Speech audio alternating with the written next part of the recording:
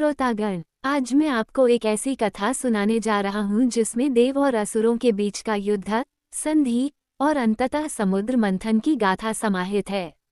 ये कथा केवल युद्ध और शक्ति की नहीं, बल्कि नीति, बुद्धि और माता लक्ष्मी की करुणा की है।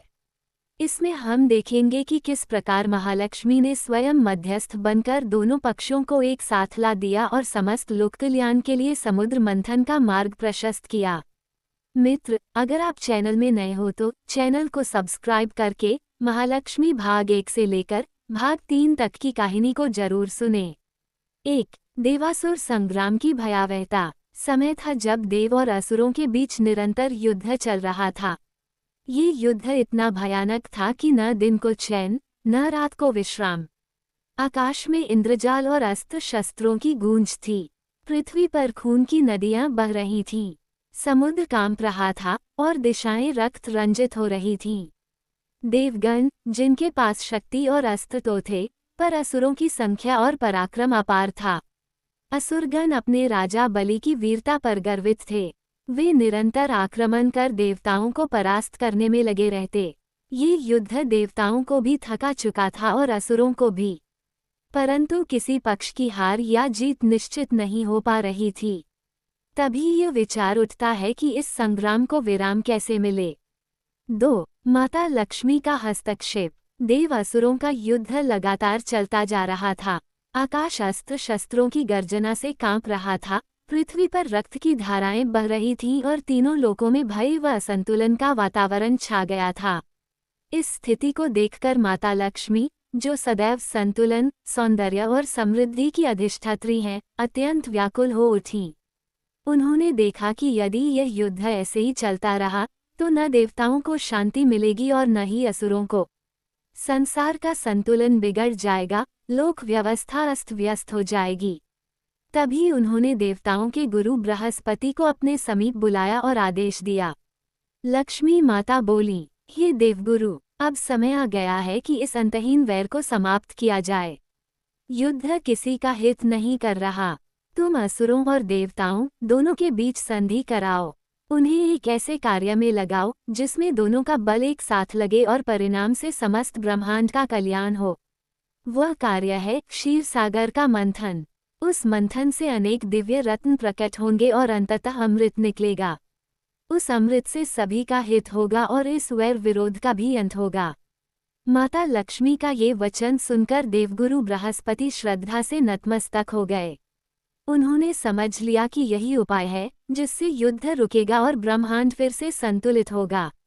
उन्होंने माता को प्रणाम किया और तुरंत यह संदेश लेकर देवराज इंद्र के पास गए। 3. बृहस्पति और इंद्र का असुरराज बलि से मिलन।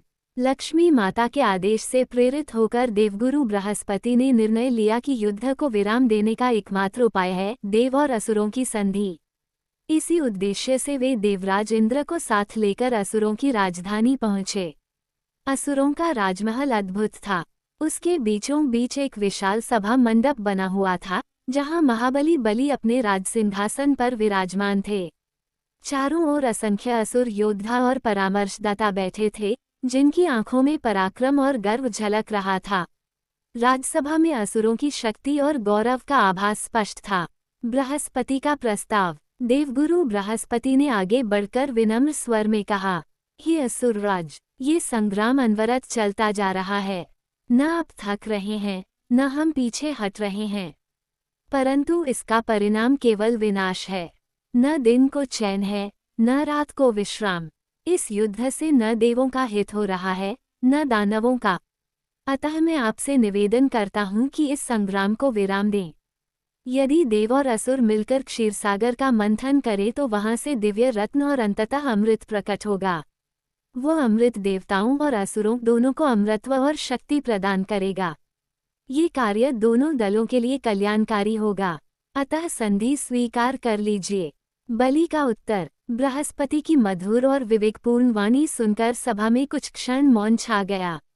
तब असुरराज बलि ने हल्की हंसी के साथ उत्तर दिया, हे देवगुरु, आपकी वाणी निस्संदेह मधुर और नीति से पूर्ण है। आपने जो उपाय सुझाया है वह सुनने में कल्याणकारी लगता है। परंतु असुरों की परंपरा यही रही। है कि किसी भी बड़े निर्णय से पहले हम अपने गुरु की सम्मति लेते हैं। मेरा गुरु है महान शुक्राचार्य। उनका ज्ञान, उनकी नीति और उनकी दूरदृष्टि पर ही असुरों का साम्राज्य टिका है। मैं उनके बिना कोई संधि नहीं कर सकता, चाहे आप अमृत की बात करें, चाहे अनंत सुख की। परंतु जब तक मेरे गुरु की आज्ञा नहीं होगी, तब तक कोई निर्णय लेना मेरे लिए संभव नहीं। सभा का माहौल। बलि के इन शब्दों से पूरी सभा सहमति में सिर हिलाने लगी। सभी असुर जानते थे कि शुक्राचार्य के मार्गदर्शन के बिना कोई भी कदम उठाना अनुचित होगा। देवगुरु बृहस्पति और इंद्र ने भी यह समझ लिया कि अब आगे की राह तभी प्रशस्त होगी जब शुक्राचार्य स्वयं इस प्रस्ताव को स्वीकार करेंगे। 4. बृहस्पति और शुक्राचार्य का मिलन। बृहस्पति अब असुर गुरु शुक्राचार्य के पास पहुँचे। यहाँ माता लक्ष्मी का अद्भुत विधान हुआ।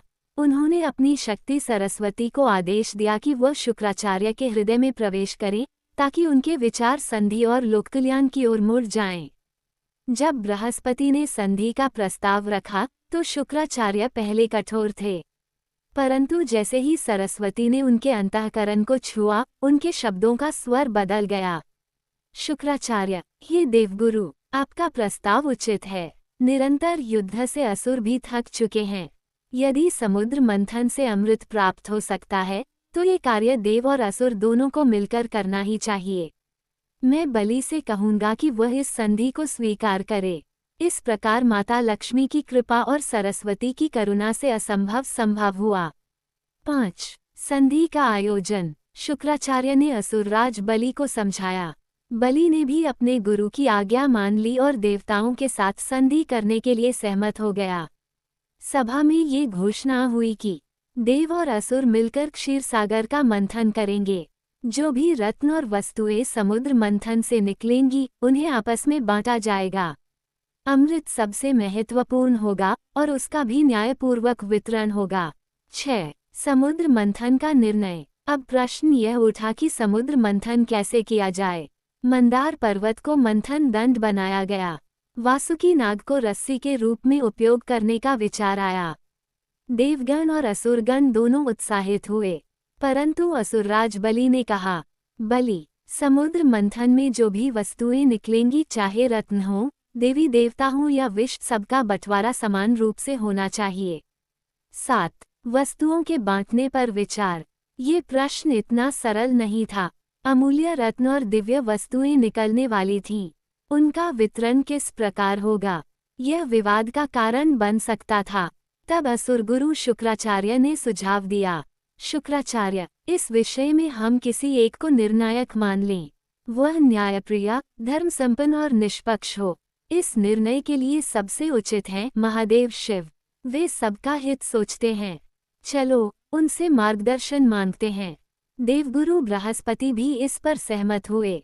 8. महालक्ष्मी का आशीर्वाद। जब यह निर्णय हुआ कि वस्तुओं के बांटने की सलाह महादेव से ली जाएगी, तब समस्त लोग हर्षित हुए।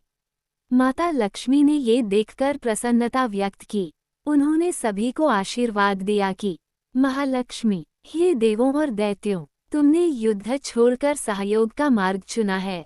यही सच्ची विजय है। जब तक संधि में विश्वास रहेगा, तब तक सृष्टि का संतुलन बना रहेगा। समुद्र मंथन केवल अमृत पाने के लिए नहीं, बल्कि यह जानने के लिए भी है कि सहयोग से असंभव कार्य भी संभव हो जाता है। 9. आगे की तैयारी। अब देव और असुर दोनों मिलकर क्षीरसागर की ओर बढ़े। मंदार पर्वत को खड़ा किया गया। वासुकी नाग को रस्सी बनाया गया। देवताओं ने पूंछ पकड़ी, असुरों ने मुख पकड़ा। यहीं से शुरू होती है वो महागाथा, समुद्र मंथन की लीला, जिसमें असंख्य रत्न, देवी देवता और अमृत प्रकट हुए। इस प्रकार माता लक्ष्मी ने अपनी बुद्धि और करुणा से उस भीषण देवासुर संग्राम को समाप्त कराया। बृहस्पति और शुक्राचार्य दोनों के मिलन से संधि हुई। बलि और इंद्र ने युद्ध विराम स्वीकार किया और समुद्र मंथन की तैयारी प्रारंभ हुई। ये कथा हमें सिखाती है कि केवल बल से नहीं, बुद्धि और नीति से भी विजय मिलती है।